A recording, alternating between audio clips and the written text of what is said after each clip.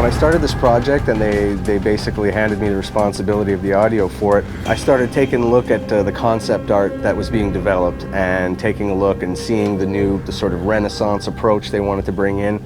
And it became obvious pretty early on that this was the type of game that was a story-driven game.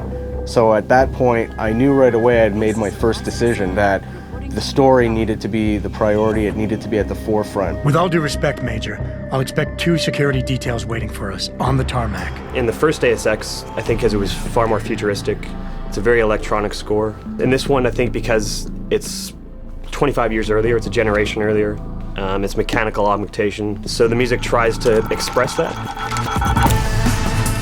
We decided to try using organic instruments to represent more of the human side, and then using electronic instruments to represent more of the augmentation side. It's a lot of acoustic drums, it's a lot of choir, it's strings.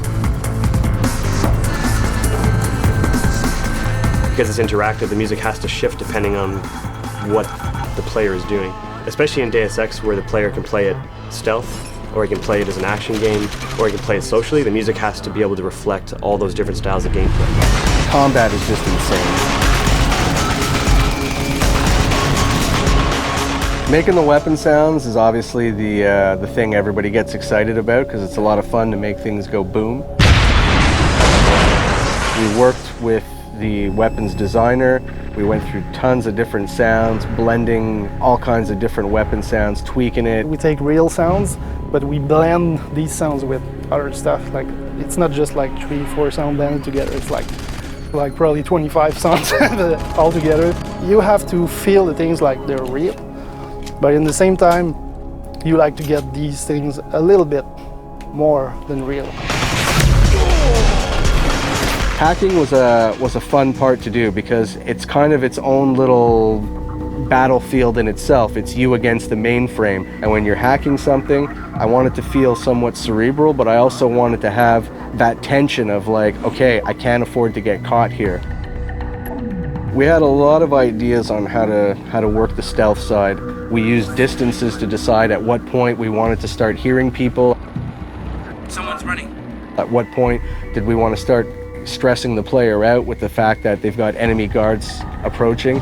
And in the end, I think we found a recipe that worked really well and creates a really cool experience. We know someone's here. Keep looking. It's a heavy game, it's dense, there's a lot of story, there's a lot of conspiracy, there's a lot of characters in the game. That means the emphasis needs to be put on the people telling the story, and in this case, the actors. It is a time of great innovation, technological advancement. The thing about playing Adam Jensen is tricky because as an actor, when you play anything like film, television, or stage, what you do is you justify everything the character does. You have to. I found your attack dog in the factoring labs.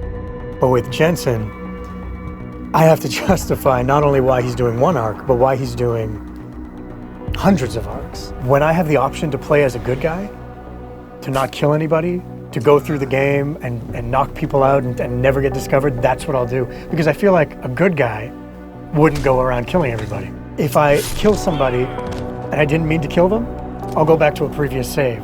And I'll be like, okay, no, I'm going through without killing them. I say yes. To get the game immersive, I played it in a subtle way so that you can imprint your emotions onto the character. What are you talking about, Malik? What we needed was not so much music as it was more emotional support for the story. So whatever environment we're in, if we're in Detroit or we're in Shanghai, is trying to bring elements of that environment into the music. Street musicians that you may hear walking down the street are all incorporated into the score as well.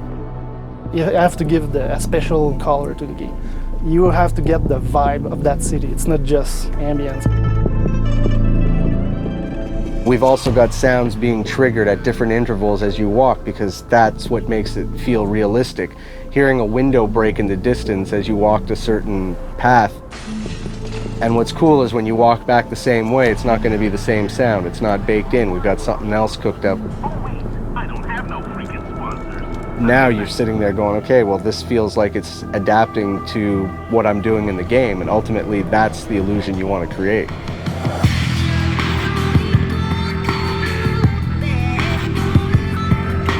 My philosophy on good sound design, I've often compared it to to trying to send somebody into a deep hypnotic state, and you're going down layers and levels of states, and the better it's done, the more your brain starts to release and give in and let you go into that sort of hypnotic state of playing the game.